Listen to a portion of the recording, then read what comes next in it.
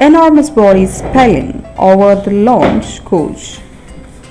Moody had carefully put the pieces of the already defused bomb in the trunk of his own car. Shouldn't you have left it there so the police could have examined it?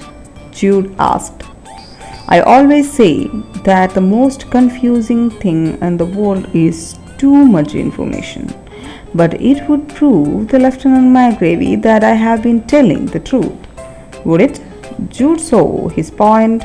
As far as Magravy was concerned, Jude could have placed it there himself still.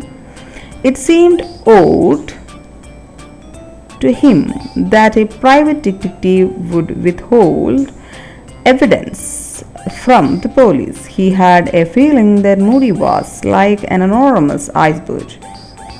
Most of the man was concealed under the surface, under the facade of gentle small town bumbler. But now, as he listened to Moody talking, he was filled with elation. He was not insane, and the world had not suddenly become filled with wild coincidences. There was an assassin of the loose, of a flesh and blood assassin, and for some reason he had chosen Jude as his target. My God, thought Jude, how easily our egos are destroyed. A few minutes ago he had been ready to believe that he was paranoid. He owed Moody an incalculable debt.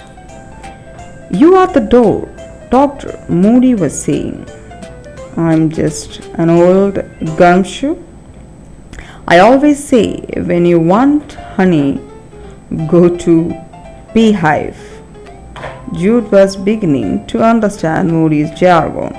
You want my opinion about the kind of man or men where you are looking for. That's it, beamed Moody. We are dealing with some homicidal maniac who broke out of a Lumiwin mental institution? Jude thought automatically. Or have we got something deeper going here? Something deeper, said Jude instantly. What make you think so, Doc? First of all, two men broke into my office last night. I might swallow the theory of one lunatic, but two lunatics working together is too much. Moody nodded approvingly. Gotcha, go on. Secondly, a deranged mind may have an obsession, but it works in a definite pattern. I don't know why John Hanson and Carol Robert were killed, but unless I'm wrong, I'm scheduled to be the third and last victim. That makes you think you are the last? Asked Moody curiously.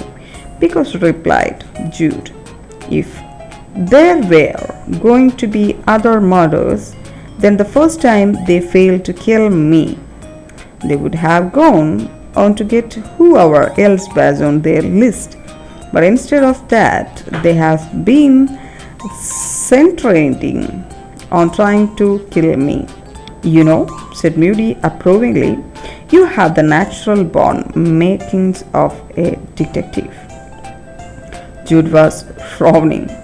There are several things that make no sense. Such as, first, the motive, said Jude. I don't know anyone who. We'll come back to that. What else? If somebody really was that anxious to kill me, when the car knocked me down, all the driver had to do was to back up and run over me. I was unconscious. That's where Mr. Benson comes in. Jude looked at him blankly. Mr. Benson is the witness to your accident, explained Moody benevolently. I got his name from the police report and went to see him after you left my office. That's B350 for taxi cabs, okay? Jude nodded, speechless. Mr. Benson, he's a farrier. By the way, beautiful stuff. If you ever want to buy anything for you, sweetheart, I can get you a discount. Anyway, 1000. The night of the accident, he was coming out of an office building where his sister-in-law works. He dropped some pills off because his brother Matthew, who was a Bible salesman, had a flu and she was going to take the pills home to him. Jude controlled his impatience. If Nosman's Moody had felt like sitting there and reciting the entire Bill of Rights, he was going to listen. So Mr. Benson dropped off those pills and was coming out of the building when he saw his limousine heading towards you. Of course, he didn't know it was you at the time. Jude nodded. The car was kinda carabing sideways, and from Benson's angle, he looked like it was in a squid. When he saw it hit you, he started running over to see if he could help. The limousine backed up to make another runs at you. He saw Mr. Benson and got out for there like a bat octa hell. Jude swallowed. So if Mr. Benson hadn't happened along, yeah, said Moody mildly, you might say you and me wouldn't have met. These boys ain't playing games. They are out to get you, Doc. What about the attack of my office? Why didn't they break the door down? Moody was silent for a moment, thinking. That's a puzzler. They could have broken in and killed you and whoever was with you and got away without anybody seeing them. But when they thought you were alone, they left it. I don't fit in with the rest. He sat there worrying his lower lip. Unless, he said. Unless what? A speculative look came over Moody's face. I wonder, he breathed. What? It will keep for the time being. I got me a little idea, but I don't make sense until we find a motive. Jude struggled helplessly. I don't know of anyone who has a motive for killing me. Moody thought about his a moment. Doc, could you have any secret that you shared with this patient of yours, Hanson and Carol's Roberts, something maybe only three of you know about? Jude shook his head. The only secret I have are professional secrets about my patients, and there is not one single thing in any of their case histories that would justify murder. None of my patients is a secret agent. Oh, a foreign spy or an escaped convict.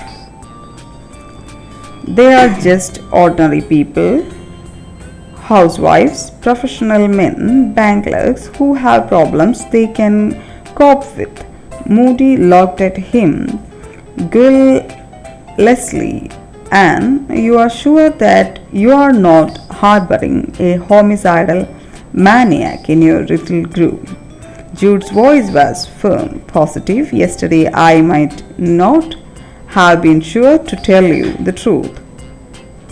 I was beginning to think that I was suffering from paranoia and that you were humoring me.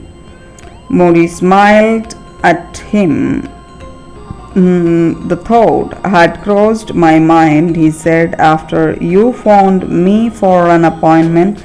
I did some checking up on you. I called a couple of pretty good doctor friends of mine. You will get quite a reputation. So, Mr. Stevenson had been part of Moody Country Bumpkin Fuzzy. If we go to the police now, Jude said, with what we know, we can at least get them to start looking for whomever behind all this. Moody looked at him in mild surprise. You think so? We don't really have much to go on yet, do we, Doc?